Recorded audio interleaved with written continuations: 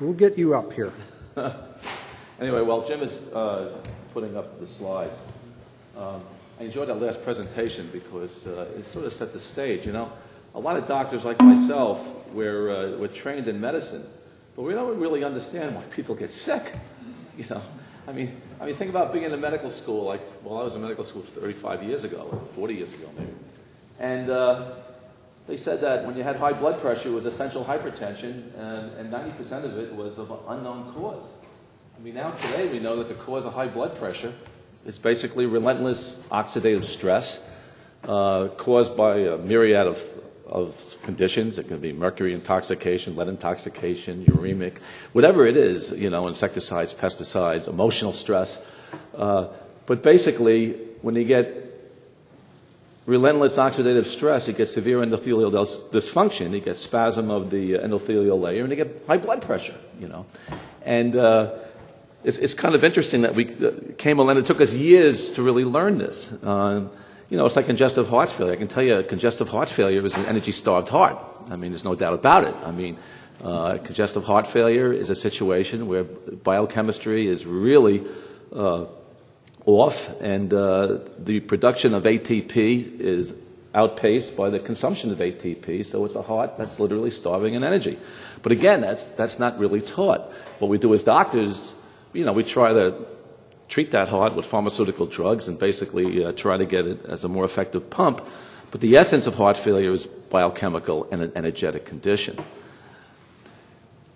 You know, if we look at today, I was listening to the news a couple of weeks ago, and the latest statistic on autism in males in the world is 1 in 83 births. I mean, it was shocking to hear this.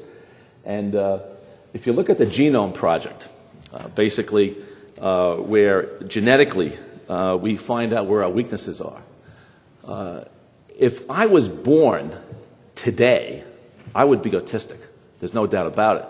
Because what we learned from the Genome Project is that all of us, about 90% of us, have genetic abnormalities where we really can't detoxify the body.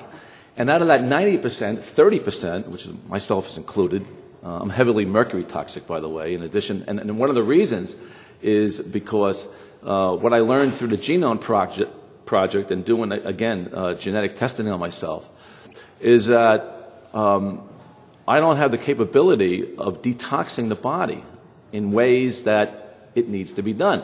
So, I was born in 1946. There were only 50 million cars in America then. Now there's, 300 million cars in America.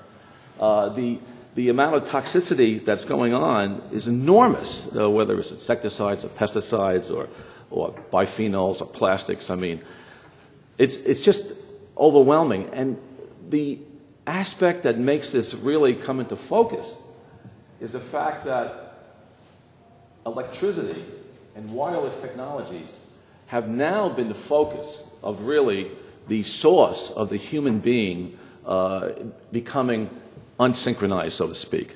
In other words, human beings, our cells are really rotating at the speed of light.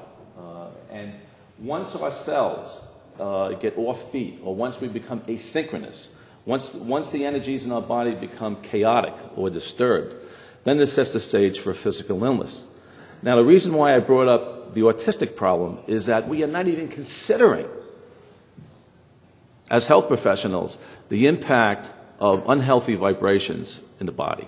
And where do we get unhealthy vibrations? Well, they can come from baby monitors, cellular telephones, wireless technologies, and the list goes on and on. And what I've learned recently in the last, actually, I update this talk every time. In the last month or two, I got more slides on it. But basically what happens when an infant is exposed to chaotic electrical fields or wireless fields is that it opens up the blood-brain barrier.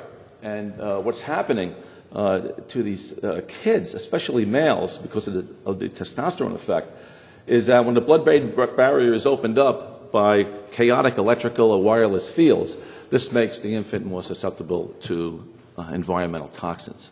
And these toxins get into the brain, And if you look at somebody like myself, you know, I had like 4 or 5 vaccinations back in 1946. Now the average child gets almost 40 vaccinations. Now if that child is exposed to a lot of, you know, electrical technologies, and that blood-brain barrier is opened up, the synergistic effect of chaotic vibrational waves and environmental toxins creates the stage for ADD, ADHD, autism, etc. So it's a tough environment we live in. I would encourage any woman who, from what I know now, any woman who wants to get pregnant, she needs to at least detox her body from electrical vibration as well as toxic and emotional vibrations for at least 6 months to a year.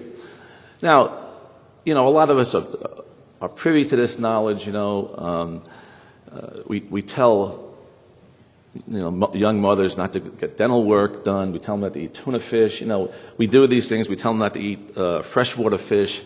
You know, the EPA has done a good job on this, but nobody is telling these young mothers about baby monitors or Bluetooth or, you know, I cringe when I see a mother talking on a cell phone carrying a baby right here. The amount of wireless is traveling like, you know, 6 inches into that baby's brain.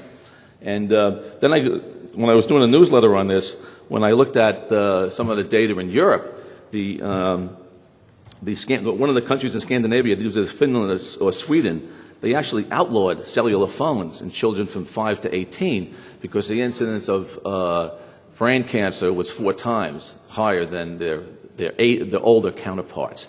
So there's a lot of new clinical information on energy medicine. We just have to frame it in the right way. And basically, I like to look at energy medicine as the form of smart medicine, and basically looking at it from the vibratory, you know, point of view.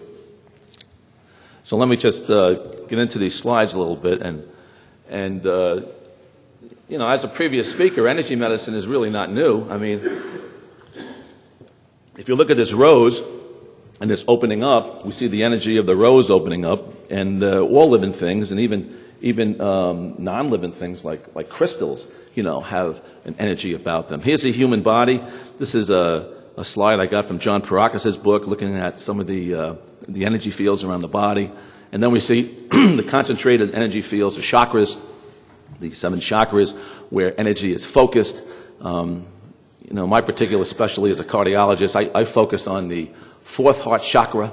And, you know, when I wrote the book, Heartbreak and Heart Disease, years ago, it became very clear to me that but I didn't know it back then, that the chaotic energies of heartbreak, or the disturbed asynchronous energies in the body created by overwhelming heartbreak, results in heart disease.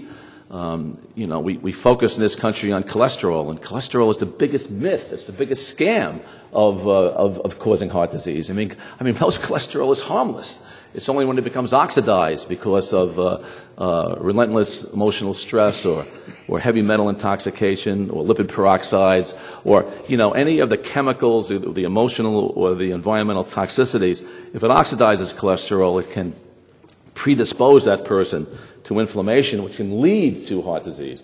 But there are many more factors in the genesis of heart disease than cholesterol alone, and yet cholesterol has stolen the stage as a number 1 risk factor, and nothing is farther from the truth.